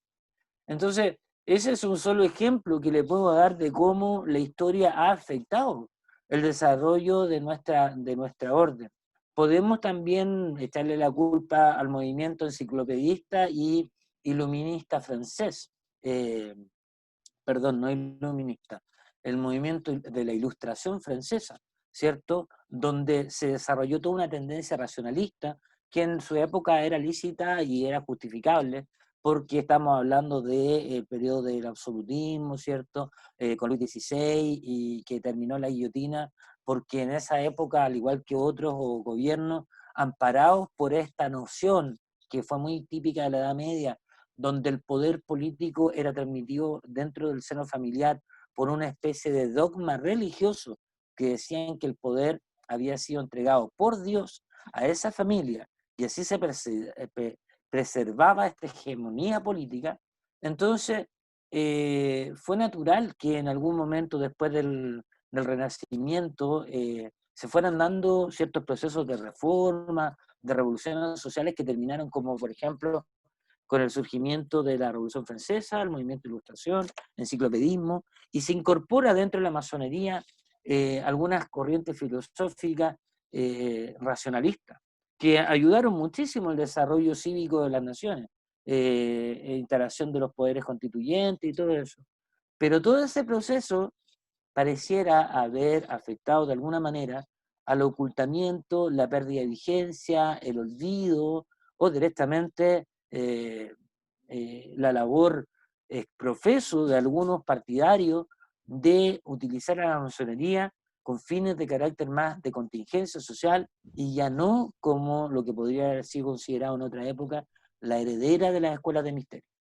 Pensemos que a mí en lo personal, y yo lo digo con mucho respeto, sé que hay hermanos presentes que no comparten mi opinión, pero a mí me cuesta mucho entender que la masonería pueda hoy día, ¿cierto?, pretender una especie de ateísmo, agnosticismo como de base, como preguntaba un hermano, cuando todos sabemos que la masonería proviene de las guildas de constructores, del companonage, y ellos eran constructores de templos.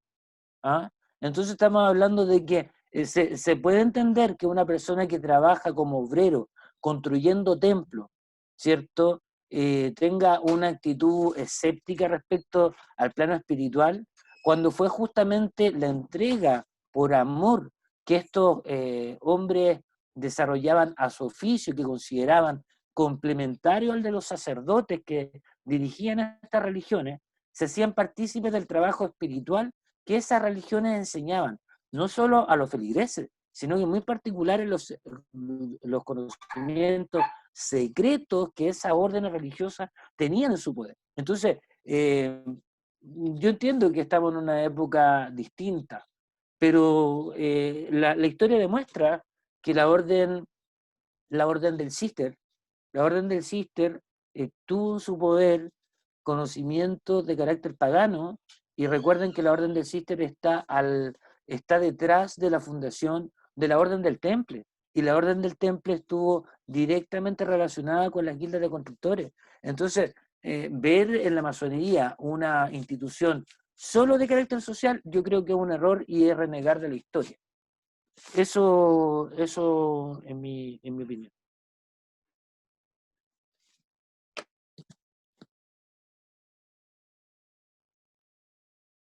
Juan Eduardo. La querida hermana Olga Camacho pregunta: tenemos un cúmulo de experiencias que vienen en hermanas a través de las encarnaciones, pero también tenemos experiencias en esta vida que están en el Kamamanas. ¿Cómo se puede discernir si estas experiencias son de hoy o si vienen de antes? ¿Podrían confundirse unas con otras? ¿En qué momento se da el proceso alquímico o la metanoia? A ver, yo creo que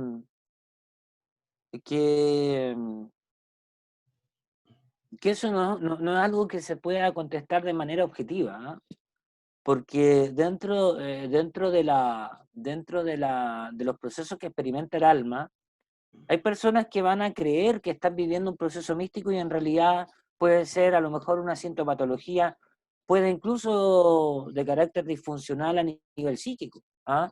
Pero también existe la posibilidad que lo que uno podría considerar una patología sea una forma de crisis espiritual que esté dando cuenta de actividades paranormales que se me están haciendo conscientes.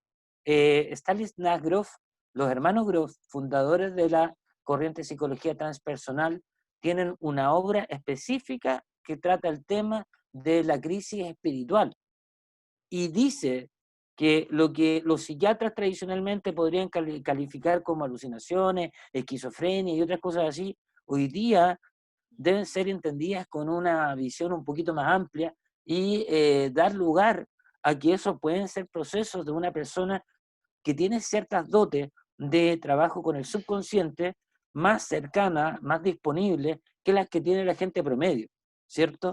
¿Cómo se distinguen ambos estados?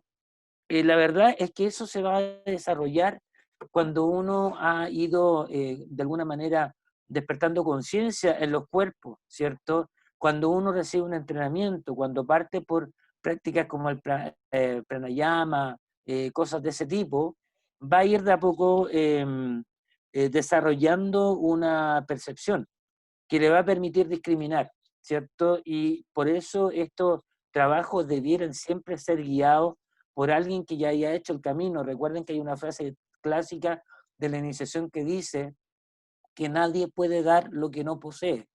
Por tanto, el iniciador dentro de una logia transmite lo que él ha conquistado con su propio trabajo iniciático.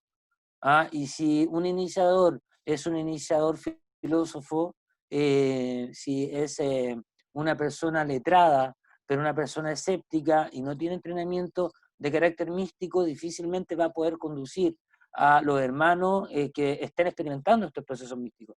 Por eso, a la luz de estos conocimientos, elegir a un vigilante, elegir a un venerable maestro, debe ser una tarea muy reflexiva, creo yo, por parte de la logia, porque a lo mejor puede ser que no sea una persona mística, pero al menos debe ser una persona culta, respetuosa, empática, que pueda de alguna manera apoyar al proceso, ¿cierto? No ser un obstáculo a ese proceso. No se trata que necesariamente lo comparta, pero tampoco se trata que se oponga a ello, que lo prohíba, o como he escuchado a algunos hermanos decir, no, eso no forma parte de la masonería. La verdad es que yo insisto y abogo por la libertad de conciencia, la libertad de pensamiento, y creo que la masonería tiene como deber dar cobijo a todas las formas de vivir la masonería que los hermanos elijan para sí mismos. Es mi palabra, hermano. El hermano Juan Carlos Jiménez nos hace una pregunta, hace un comentario, que se lo voy a hacer por si usted quiere agregar algo. Lo expresado en alquimia es similar a la ruta cabalística de Nefesh Ruach Neshama, Haya Yehida. Es la ruta en los universos, Olamots, voluntad, mente, pensamiento, habla y acción. Es casi la misma forma de ascenso a la Ein Sof. ¿Tiene algún comentario? Absolutamente, 100% de acuerdo. El hermano lo que está describiendo, ¿cierto?, son los términos con los cuales se definen los vehículos de los que yo acabo de hablar en la nomenclatura alquímica, pero haciendo uso de su nombre en terminología cabalista. Efectivamente, como lo planteamos en otra conferencia, si uno va al análisis de la mente, según el enfoque junguiano, este se divide en 4 planos: el consciente y 3 niveles de inconsciente: personal, colectivo y supraconsciente. Y hablamos, ¿cierto?, de que según la Kabbalah, la alquimia, existen 4 universos o dimensiones del universo. Por tanto, cada una de las actividades de la mente correspondería a cada una de estas dimensiones, y trabajando el desarrollo de ese nivel mental, yo podría tener acceso a esos planos. Es lo que está diciendo el hermano, solo que él está ocupando una nomenclatura quinaria, ¿cierto? Y la nomenclatura quinaria no se opone a la cuaternaria, como tampoco se opone a la terciaria o ternaria. ¿Por qué? Porque son enfoques, modelos interpretativos que hablan de una misma realidad, que es la ritual dividido en grados, ¿cierto? Tal cual como lo hemos explicado a lo largo de este seminario. Estoy absolutamente de acuerdo con el hermano, que todo lo que acaba de escribir es otra forma de explicar lo mismo que la masonería explica de forma velada en su simbolismo y que no hace ni más ni menos que perpetuar tradiciones espirituales como el hermetismo, como la cábala, como la alquimia, e incluso podríamos encontrar correspondencias con las corrientes Veda, con las corrientes taoístas y otras muchas más. Sin duda que sí, hermano, la respuesta es absolutamente afirmativa. Bien. Gracias. El hermano Gianni Velázquez dice, el proceso de ascenso que tanto afecta el karma del ser en el desarrollo espiritual y en la evolución del ser para salir del proceso de reencarnación.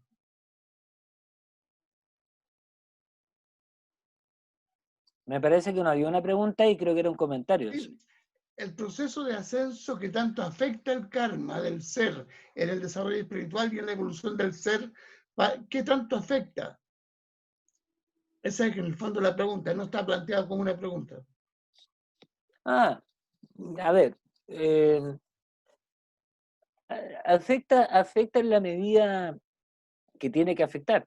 O sea, el karma es una noción que, por cierto, la cábala es súper conteste con respecto a la noción de la reencarnación. No es una noción solamente veda, hinduista. La reencarnación es aceptada, ¿cierto? Me parece por la religión egipcia, por los hebreos, por los hindúes.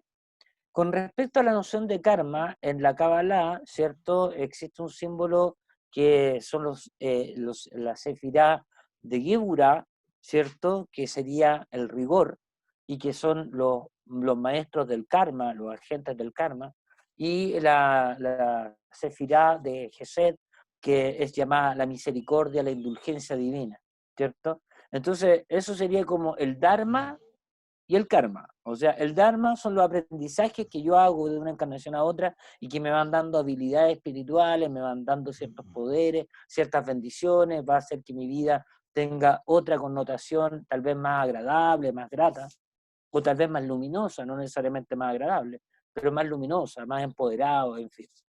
Esta esfera de Gesed se le llama el constructor, por tanto, habla de una persona que es capaz de ir desarrollando una existencia creativa muy poderosa, independiente que no lo pase tan bien. El rigor, Geburah, ¿cierto?, es la capacidad de poner límites, ¿ya? Que uno tiene que aprender a ponerle límite a los demás y uno tiene que aprender a limitarse a sí mismo respecto de los otros, ¿ya? Entonces, esas dos energías o estados de conciencia están dentro del alma humana y actúan a un nivel muy profundo de estos niveles que describe el hermano. El karma influye en la medida que tiene que influir. ¿Por qué? Porque en el fondo el karma se genera, y esto yo creo en esa teoría que plantea Rudolf Steiner, que dice que el karma no se genera por las acciones, sino que por el pensamiento. Porque si aplicamos esta cosmovisión que el universo está creado desde un plano mental, que luego se le suma un plano energético, un plano de forma y un plano de materia, cuando yo genero un pensamiento, estoy activando una dimensión correspondiente al plano de las causas universales. Entonces eso va a recorrer un camino y se va a manifestar en mi vida. Si yo ese pensamiento lo he dotado de energía, lo alimento a través de mis sentimientos, tengo una creencia religiosa, política, yo lo estoy energizando constantemente, va a llegar un momento en que ese pensamiento adopte forma en mi realidad. Y si ese pensamiento provoca dolor a mí o a los demás, eso me genera responsabilidad. Porque estamos en este mundo para recibir un entrenamiento que nos haga capaces de modificar la realidad conscientemente. Y consciente significa entender que el propósito de la creación es la felicidad de todos los seres. Cuando yo hago algo, pienso algo que genera dolor, estoy atentando contra mi capacidad de experimentar placer porque estoy generando karma que me va a obstaculizar mi realización personal. Eso un poco es el concepto de karma. Entonces, ¿cómo se lidia con eso? Bueno, como lo hace la iniciación.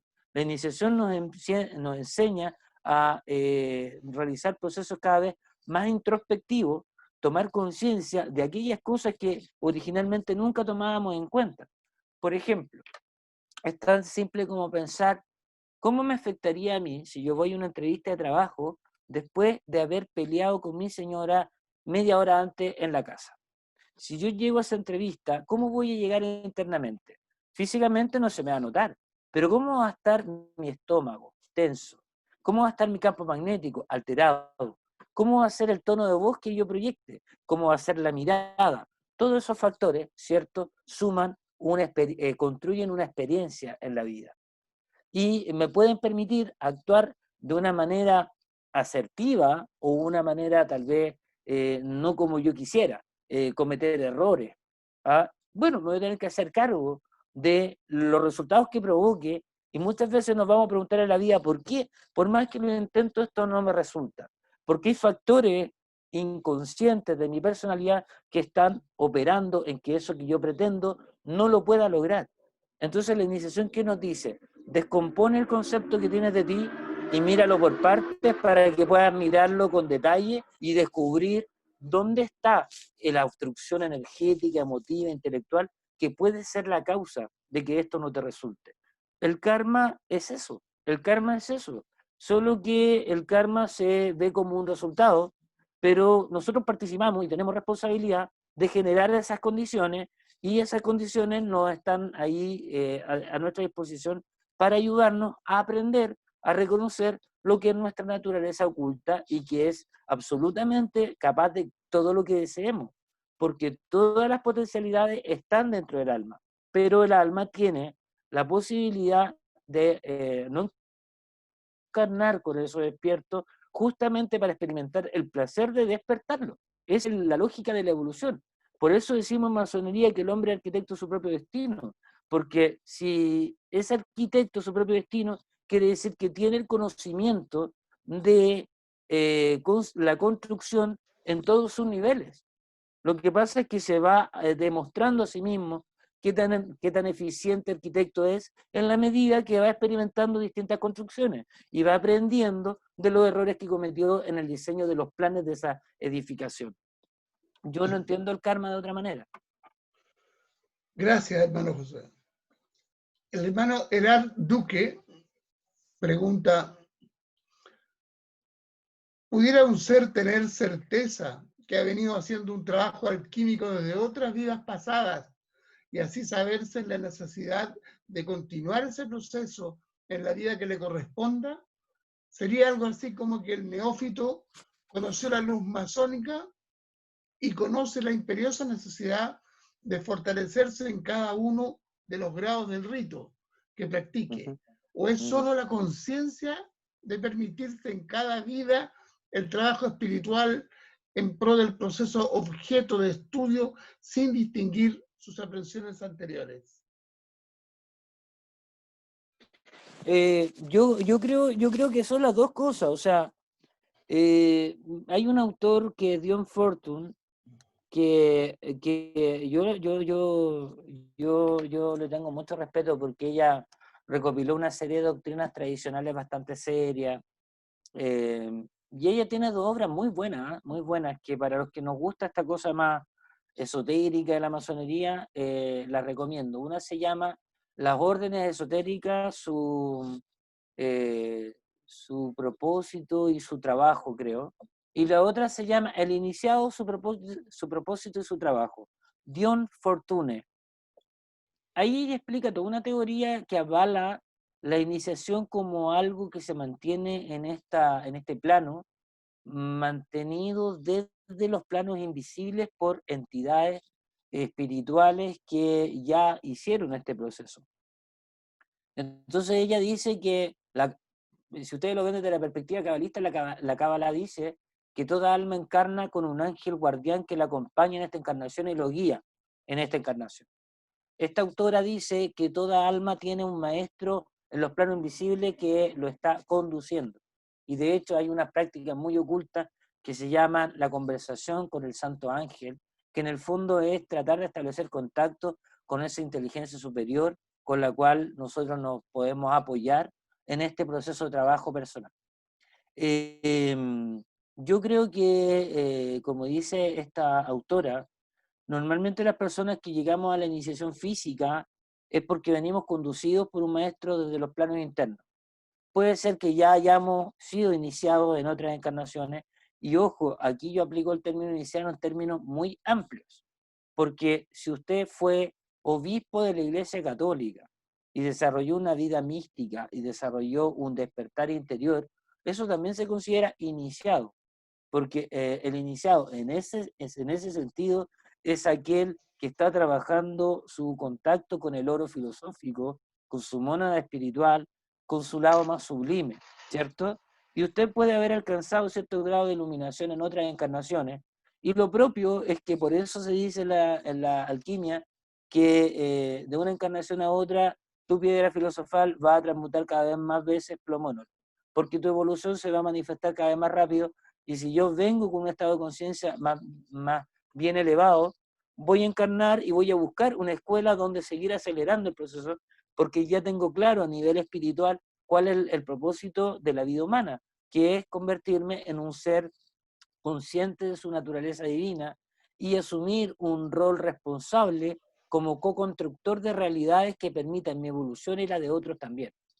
Entonces sí, puede ser que tú vengas a iniciar otra encarnación y por eso terminaste buscando la iniciación, o puede ser que te toque por primera vez entrar al camino iniciático.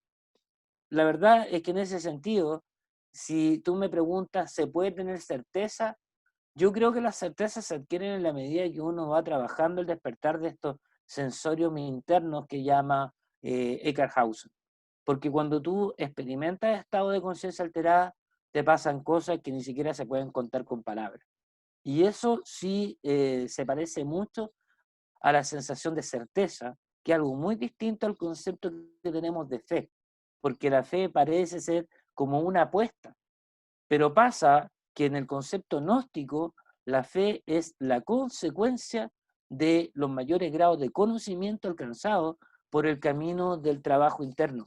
Entonces, la noción fe desde la perspectiva iniciática no es lo mismo que la noción fe desde la perspectiva confesional. Entonces, esa noción de fe iniciática se equipara a ese sentimiento de certeza al que alude el hermano cuando uno experimenta estados místicos que le hacen entender que yo vengo con una misión a este mundo y la asumo incluso voluntariamente y contento de la misión que me toca en esta encarnación. Eso se logra cuando uno va trabajando internamente, en mi opinión personal. Gracias. El hermano Jorge Pardo pregunta, visto bajo la perspectiva de la alquimia y los conceptos que hemos manejado en este extraordinario seminario, ¿pudiéramos evaluar la posibilidad de que la masonería en sus objetivos pudiera estar trabajando por la, comillas, reconciliación de los seres?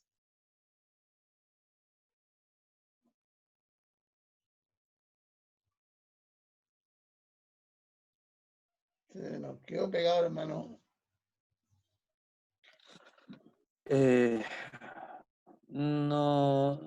No entendí ni ¿La un tercio de la reitero? pregunta, hermano, por el audio. Sí, por favor. Sí, hay un problema, tú tenías un problema ahí de internet, se notó. Visto bajo la perspectiva de la alquimia y los conceptos que hemos manejado en este extraordinario seminario, ¿pudiéramos evaluar la posibilidad de que la masonería en sus objetivos pudiera estar trabajando por la, comillas, reconciliación de los seres?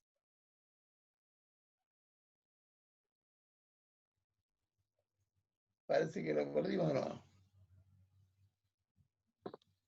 No, yo te escuché de nuevo un fragmento. Déjame ver si puedo leer esa pregunta en el chat. ¿La masonería está trabajando por la reconciliación de qué cosa? De los seres. De los seres. Ya, con... Podría ser que bajo el punto de vista de la alquimia, la masonería en Sí. su objetivo esté trabajando por la reconciliación de los seres. O sea, ya, correcto. A ver, si entiendo bien la línea en la que está haciendo la pregunta, desde una escuela iniciática conocida como martinismo, se habla de que el objetivo de la iniciación en esa orden es la reintegración. ¿Qué tiene que ver con esto que les explicaba yo de salir de la rueda de las reencarnaciones? La reconciliación sería el paso previo, que es cuando uno empieza a ganar cada vez mayores grados de piedra filosofal por la transformación de sus vehículos internos. Efectivamente, yo creo que entendamos que en la alquimia dijimos que habían dos grandes cosas que conseguir: la piedra filosofal y la gran obra. Equivalente de alguna manera la piedra filosofal al estado de reconciliación y la gran obra equivalente entonces al estado de reintegración. Vale decir, comienza el proceso de evolución espiritual construyendo estos vehículos cada vez más sublimes, y ahí se puede entender como reconciliado. ¿Por qué? Porque el que estaba en un estado de encarnación ignorante de su naturaleza espiritual y de las realidades espirituales del universo, cuando logra despertar esa conciencia, comienza a comprobar que existen otras dimensiones. Entonces a eso se le puede entender como reconciliación, porque está recuperando lo que perdió. Y en ese proceso gradual, de encarnación en encarnación, su grado de comprensión del universo cada vez mayor, hasta llegar al punto de la gran iniciación o el estado de reintegración del que hablamos. Sí, yo estoy de acuerdo con que la masonería tiene una misión mística, y eso va a depender obviamente de cómo se lo viva cada hermano dentro de la orden. Por eso yo digo que es muy importante que estas enseñanzas queden disponibles para los hermanos que tengan esa inquietud y vivir la masonería desde ese ángulo, como una alternativa más de interpretación de la orden, obviamente. Gracias. El hermano Jairo Arboleda pregunta: si mi cuerpo es el vehículo en el cual reencarno para ir hacia mi despertar, ¿por qué y para qué mi espíritu se separa de él? Ajá. Porque en las teorías, ¿cierto?, de la reencarnación, y esto es súper interesante para el grado maestro, el concepto masónico de tracing board, el tracing board, es la plancha de trazar. Y la plancha de trazar en las logias operativas era donde el arquitecto hacía el dibujo del plano y le iba poniendo códigos para señalar qué pieza, qué piedra, qué material iba a ir en cada etapa de la obra, ¿no? Y cómo iba a ir avanzando la obra, y eso era conocimiento de los compañeros masones, que en ese tiempo no existía el grado de maestro como hoy día. Existía el maestro de obra, los compañeros y los aprendices solamente. No había un grado intermedio entre compañero y venerable maestro. Los compañeros eran los maestros de hoy día, ¿ah? Y sobre ello estaba el maestro de la obra que comandaba esta guilda constructora. Ese concepto de tracing board se parece mucho, en una lectura esotérica, al proceso que hace el alma cuando diseña los vehículos que va a utilizar en esta encarnación. Y esos vehículos se diseñan en un contexto histórico. Yo elijo la realidad en la que voy a encarnar, en qué familia, en qué época, en qué país, con qué circunstancias, todo eso como un plan, como un plano, como un proyecto que va a permitir que yo tenga las experiencias que me van a permitir desarrollar los estados y aprendizajes que mi alma cree que necesita para aumentar sus niveles de conciencia y evolución espiritual. Por eso el alma desencarna y encarna. Y usted me dice, pero ¿qué justificación tiene eso? La misma justificación que tiene el hecho de que tengamos que dormir. Porque lo que pasa en el sueño es lo mismo que pasa en la muerte. Cuando yo me acuesto, yo muero al mundo físico por un periodo de 8 horas, y en ese proceso mi alma lo que hace es digerir el aprendizaje de los errores y aciertos que tuve durante el día, ¿cierto? De hecho, hay una práctica de entrenamiento en el sistema rosacruciano que ayuda a facilitar el proceso de digerir, de procesar toda la información que yo he ido asimilando durante el día para que mi subconsciente quede más alivianado con ese trabajo y pueda darme mayores grados de descanso para que mi sueño sea más reponedor. Y de hecho esa misma lógica es la que tiene la iniciación masónica, porque la iniciación masónica, ¿qué está haciendo? Anticipar el trabajo que yo voy a tener que hacer una vez que me muera, disolviendo los vehículos, ¿cierto? Y depurándolos. Porque la iniciación lo que hace es replicar lo que hizo la naturaleza para construir mi cuerpo y lo que va a hacer mi espíritu cuando se desencarne. En el medio está la iniciación con esta simbología de las 4 etapas de la obra, como replicando los procesos de la naturaleza, pero aplicado a la evolución anticipada de mi espíritu, lo que va a significar que los procesos que haga mi alma después de desencarnado se produzcan más rápido porque yo los anticipé estando encarnado. Entonces, se dice desde esa perspectiva que la iniciación, cuando es efectiva, anticipa el karma, acelera el karma.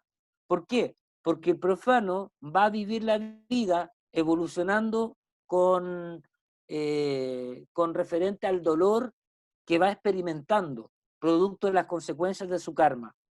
El iniciado acepta el karma, lo acelera y dice, si las pruebas que tengo en esta vida son estas, les voy a dar cara con una herramienta cognitiva mucho más poderosa, que es la información que me da la orden, y voy a ir superando más rápido la etapa. Voy a acelerar estos aprendizajes que el karma quería que yo hiciera.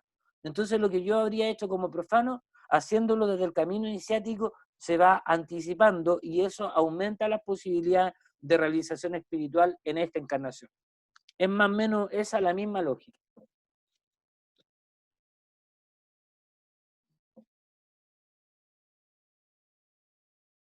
No, te escucho. Querida hermana Polini Enríquez, en algunos textos de alquimia se menciona la formación de un ser hermafrodita, producto del matrimonio alquímico. ¿Cuál sería el símbolo? Correcto. A ver, es curioso, porque nosotros mostrábamos una diapositiva donde mostrábamos el símbolo de la escuadra de compás.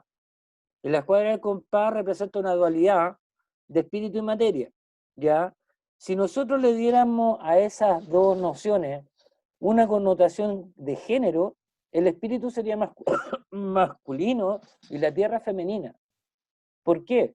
Porque la materia es fecundada por la energía que nosotros llamamos espíritu, ¿cierto? Entonces ahí se produce una especie de boda cósmica que permite que la mónada penetre en la materia y tenga esta encarnación. Entonces, el padre sería el espíritu y la madre sería la materia. Y ese es un poco el simbolismo de Adán y Eva, ¿ah? Porque Eva se le identifica como la diosa madre que tenían las antiguas culturas paganas, y Adán sería el demiurgo que fecunda la materia y hace posible la vida en esta dimensión. Se puede hablar mucho al respecto. En la alquimia, esta noción del androginato, por un lado se le atribuye a Mercurio. En la Cábala se le relaciona con una emanación que no es Mercurio, sino que es más bien la Luna, que recibe el nombre de Yesod, y Yesod es una entidad andrógina, ¿cierto? En el lenguaje de la alquimia se llama Revis, y Revis significa la cosa doble, o sea, así como Villermoz habla del tratado de las dos naturalezas. Entonces el androginato del que habla esta hermana es una característica que está depositada en la mónada, o el mercurio coagulado, que sería nuestra sede espiritual, nuestro maestro interno, que tiene a nivel espiritual dos tipos de frecuencia vibratoria que van a permitir desarrollar el ánima y el animus en la psicología junguiana, van a permitir desarrollar un movimiento del pensamiento inductivo o deductivo, van a hacerme reactivo o proactivo a nivel emotivo. Todas esas características de género, ¿cierto?, están contenidas potencialmente en la mónada y se van a expresar en los distintos vehículos que conforman este cuaternario, ¿ya? Entonces, cuando se habla de Cerveris, en el fondo, es que si yo voy trabajando cada uno de estos vehículos, voy desarrollando en forma equivalente ambas potencialidades dentro de cada vehículo. El androginato interno se va produciendo como una especie de conciliación interior y crecen y se equilibran ambos factores, lo que hace me da mayores posibilidades de realización espiritual. Hay un tratado también de Dion Fortune que habla del misterio del sexo y el matrimonio según el ocultismo, que desarrolla ampliamente el tema de las polaridades a nivel de el aura humana que quiere explorarlo.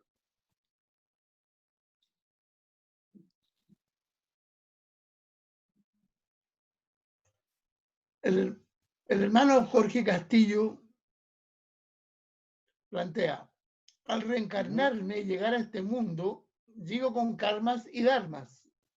Entonces, al iniciarme, estoy en el camino de transformar los karmas en dharmas para poder ascender en el plano evolutivo. Ahora, ¿cómo puedo saber que estoy en el buen camino?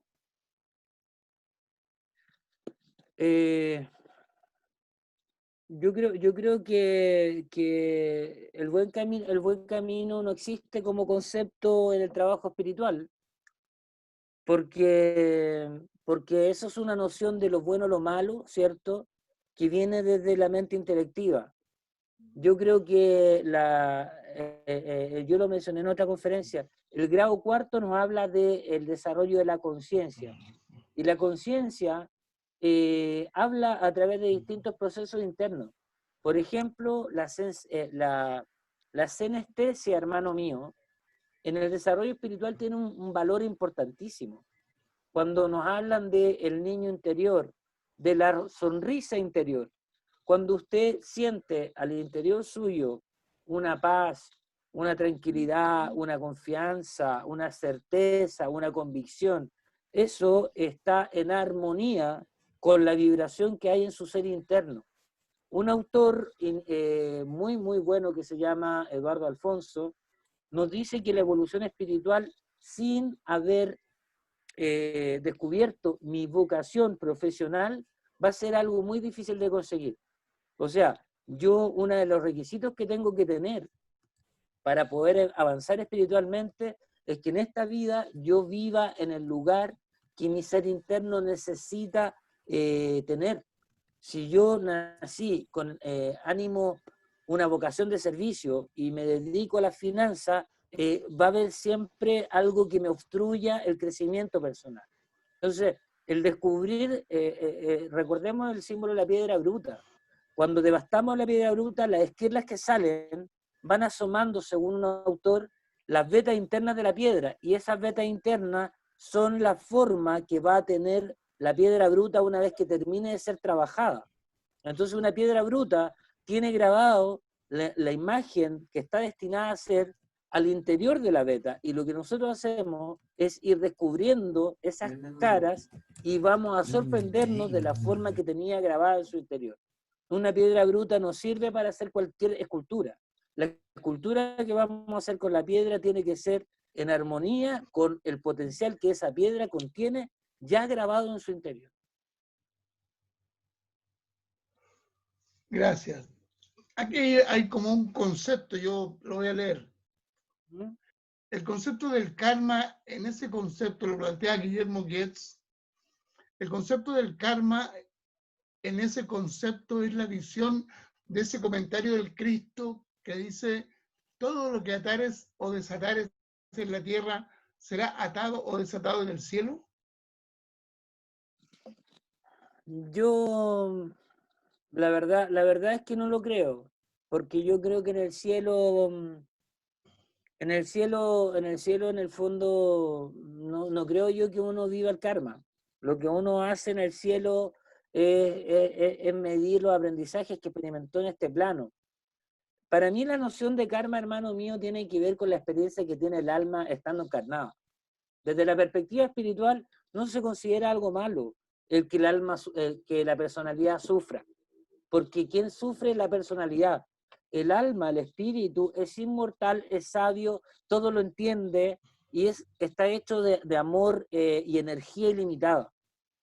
Entonces, para esa existencia, lo que sufrimos nosotros desde la personalidad, que puede ser doloroso, para él forma parte de las reglas del juego y está muy bien que así sea, porque contribuye a ennoblecernos, etc. Entonces, yo ahí creo que eso de que lo que se amarra en la tierra se desata en el cielo, la verdad es que yo creo que no pueden, yo en lo personal pienso que ahí aplica esto que dice al César lo que es del César y a Dios lo que es de Dios. El conocimiento que nosotros tenemos en este plano es de nuestra mente intelectiva. Por tanto, el conocimiento que se produce en la dimensión espiritual solo lo vamos a comprender en la medida que nos acerquemos a esa dimensión y eso solo se logra a través del trabajo interno. Bueno, se ha terminado la ronda de preguntas y muchas gracias, hermano Josué Almazar, por tu entrega. Te va a llegar naturalmente todo el chat porque hay muchas felicitaciones para tu persona y muchos agradecimientos. Hermano Turdías, usted tiene la palabra. Gracias, queridos hermanos, por vuestra participación esta noche. Nuevamente, gracias, hermano Josué, por tan brillante exposición y muy buenas las preguntas y mejor las contestaciones. Yo creo que hoy día nos vamos satisfechos por el salario que nos llevamos todos a nuestros hogares. Bueno, estamos en nuestros hogares. Estamos en nuestros hogares, pero bueno, ya nos queda solamente el próximo, terminando la próxima semana y lo espero nuevamente que podamos compartir estas maravillosas charlas que hemos tenido durante esta semana. Buenas noches, queridos hermanos, y eso sería todo. Buenas noches. Muchísimas gracias. Buenas noches. Muchas gracias. Buenas noches, queridos hermanos. Un abrazo. Gracias. Por todo, bendiciones.